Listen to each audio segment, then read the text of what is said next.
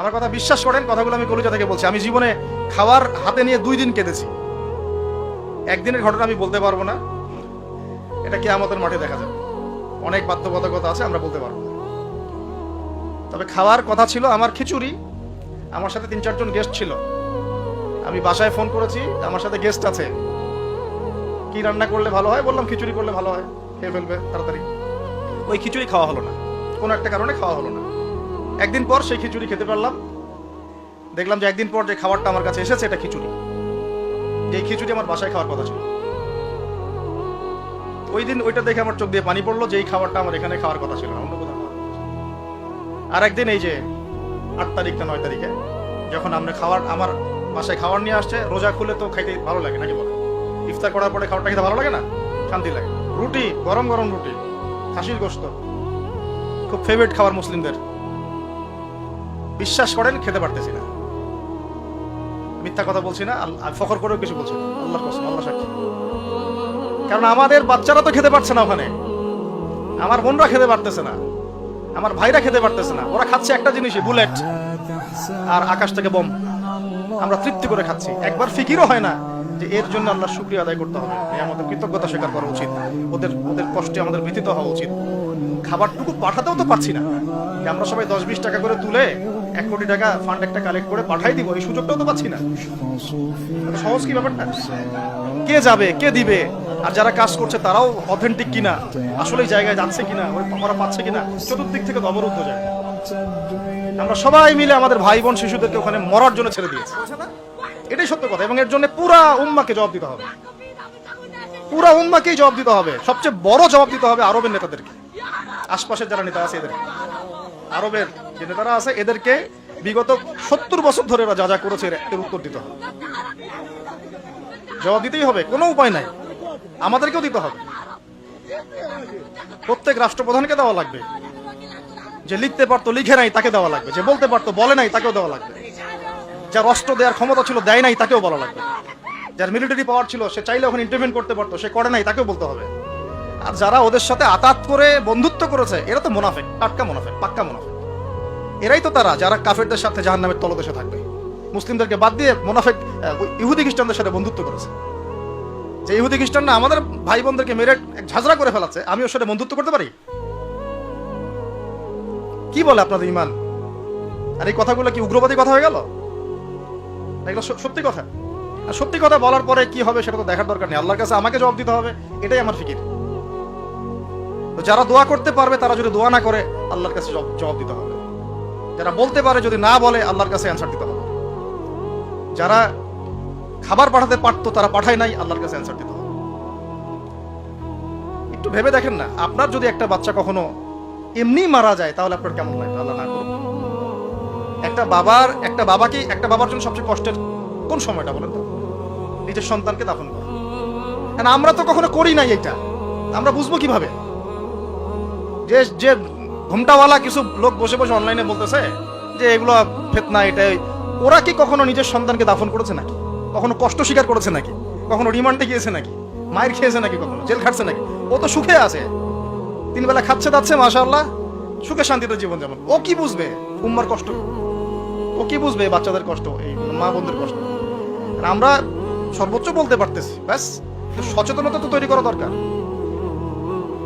আপনার ছেলে যদি বলে ওখানে কি হচ্ছে, ওকে বলা উচিত, বাবা ওখানে কিছু শয়তান আছে, যে শয়তানগুলা আমাদের নিরীহ বাচ্চাদেরকে মেরে ফেলছে। তুমি যখন বড় হবা তোমাকে আল্লাহ পাক সামর্থ্য দিলে তুমি শয়তানগুলোকে মেরে ফেলে। বাচ্চাকে শেখানো উচিত। ওরা 100 বছর থেকে ওদের বাচ্চাকে এগুলো শিখাইছে। ওরা 100 বছর থেকে ওদের বাচ্চাদেরকে শিখাইছে যে মুসলমানরা হচ্ছে পৃথিবীর সবচেয়ে জঘন্য প্রাণী। ওদেরকে যখনই দেখবা তখনই মারবা, ওদের সাথে শত্রুতা করা তোমার উপর ফরজ। এটা ওরা শিখাইছে ওদের বাচ্চাদেরকে। আমাকে বলেন, কোন মানুষ, একটা সুস্থ স্বাভাবিক মানুষ হাসপাতালে বোমা ফেলতে পারে কিনা বলেন? সে হোক ইহুদি বা খ্রিস্টান বা হিন্দু বা বৌদ্ধ বা মুসলিম, মুনাফিক, যেই হোক, কোন মানুষ কি হাসপাতালে বোম ফেলতে পারে? কিভাবে ফেললো? তাহলে কি পরিমাণ ক্ষোভ তারা ভিতরে ভিতরে লালন করে আপনার কি বোঝার বাকি আছে? ওরা সুযোগ পাইলে একটাকেও ছাড়বে না, সবাইকে মেরে ফেলে। এই জন্য অল্প অল্প করে আগাচ্ছে, অল্প অল্প করে, আস্তে আস্তে। আমি এটা নিয়ে বিস্তারিত আলোচনা করছি বিগত প্রায় 1 মাস থেকে, আরো 5 বছর থেকে বলে আসতেছিলাম। লাস্ট 1 মাসে আপনারা দেখছেন এখন কি হচ্ছে।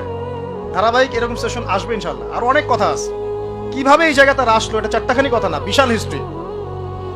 এমন অনেক সময় হয়েছে, এগুলো কিছুই না, এমন অনেক সময় হয়েছে এক দফাতে 2.5 লক্ষ মানুষকে মেরেছে তারা ওই জায়গাতে, এক দফাতে। 1940 সালের কথা বলছি, এক্স্যাক্টলি 1939 সালের জুলাইয়ের দিকের কথা, 1939 সালের দিকের কথা বলছি। ওই সময় এরা ওখানে ফিলিস্তিনিদের মধ্যে প্রায় 2.5 লক্ষ মানুষকে মেরেছিল। 2.5 লক্ষ মানুষ কি মনে হয়? এভাবে যদি আমি পরিসংখ্যান দিতে থাকি এখানে আজকে 3টা-4টা বাজবে। আমার কাছে কিতাবও আছে রেডি করা, ইনশাআল্লাহ আল্লাহ পাক চাইলে ওটা পাবলিশ হবে ইনশাআল্লাহ। তখন আপনারা বাসায় পড়ে নিয়ে দেখেন কি হচ্ছে আসলে। তো মূল কথাটা হচ্ছে ভাই, আমি তো দোয়া করতে পারি, আমার তো করা উচিত, আমার ব্যথিত হওয়া উচিত, আমার কুনুতে নাজেলা পড়া উচিত। যদি আমার আরো বড় সামর্থ্য থাকতো অ্যাটলিস্ট ওখানে ত্রাণ পৌঁছানো উচিত ছিল, বা আরো যদি বড় ক্ষমতা আল্লাহ পাক আমাকে দিতেন তাহলে ওদের মুখের সামনে বলা উচিত ছিল এটা অন্যায়, জুলুম, এর প্রতিবাদে আমরা জাতিগতভাবে পাশে আছি ফিলিস্তিনিদের, এবং মুসলিম রাষ্ট্রগুলোর ঐক্যবদ্ধ হয়ে একটা ফোরাম গঠন করা উচিত ছিল এদের বিরুদ্ধে। কিসের শান্তি চুক্তি আর কিসের নেগোসিয়েশন? কোনো কথা আর বাকি আছে? এদের সাথে একটা ভাষাই বাকি আছে এখন, অস্ত্রের ভাষা, যুদ্ধের ভাষা। একটা ভাষাতেই কথা বলা বাকি আছে, আর কোনো ভাষাই নেই এদের সাথে কথা বলার। তুমি হাসপাতালে বোম ফেলে 600টা মুসলিম বাচ্চাকে হত্যা করে ফেলছে, তোমার সাথে কিসের কথা? একটা কথাই হতে পারে, সেটা হলো যুদ্ধের ভাষা, অথবা এই পুরা ভূমি থেকে তোমরা চলে যাবা পশ্চিমে, পুরা ফিলিস্তিন ছেড়ে দিবা। এটাই ছিল আমাদের ভাষা। কিন্তু বিগত 75 বছর ধরে আমরা এগুলো করতে পারি না। 1-2টা বছর না রে ভাই, 75 বছর ধরে আমরা এগুলো করতে পারি না। আমি এখানে গলা ফাটাই, আমার আবেগ ঝেড়েও কি লাভ হবে তাও জানি না। অ্যাটলিস্ট আমরা আমাদের জবাবটা তো আল্লাহর কাছে দেওয়া লাগবে। আল্লাহ পাক আপনার অপারগতাও জানেন, আপনার সামর্থ্যের সীমাও জানেন। আল্লাহ পাক দেখবেন এর মধ্যে থেকে আপনি কি করেছেন, দেখবেন কি না? এখন ভাই আমাদের কি এইসব মোবাইল, সেলফি, হাবি জাবি এগুলোই জীবন? না আমাদের কি চিন্তা করতে হবে? একটু চিন্তা করতে গেলে প্রথম সলিউশন পড়াশোনা করতে হবে, কোরআন পড়তে হবে। যে যাই বলুক কোরআন পড়লেই হয়ে যাবে, সেই হয়ে যাবে, সব কথা বাদ দেন, আপনি কোরআন পড়েন। যে যাই বলুক না কেন, কোরআন পড়তেই হবে আপনাকে, এর অনুবাদ আপনাকে পড়তেই হবে, তাফসির আপনাকে ঘাটতেই হবে, পাশাপাশি নবীর হাদিসগুলো আপনাকে পড়তে হবে। অবশ্যই কোনো না কোনো আলেমের সোহবতে থাকতে হবে। উদ্বাস্তুর মতো জীবনযাপন করবেন না। এই 10 জন 20 জন সার্কেল নিয়ে যারা হক্কানি ওলামায়ে কেরাম, তাদের কাছে এসে পরামর্শ করে চলাফেরা করবেন, যাতে আপনি বিভ্রান্তির শিকার না হন, পরামর্শ করতে পারেন। বাংলাদেশে কি আলেম ওলামার অভাব আছে?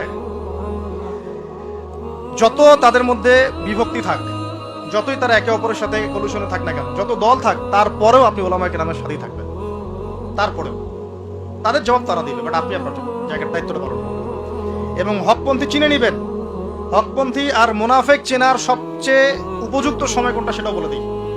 হকপন্থী ওলামায়ে কেরাম আর মুনাফেক যারা মুসলিম উম্মার ভিতরে কাজ করছে আমাদের মতো লেবাস পোশাকে, এটা চেনার, ফাইন্ড আউট করার সবচেয়ে শ্রেষ্ঠ সময় হচ্ছে উম্মার এই সংকটপূর্ণ সময়গুলো।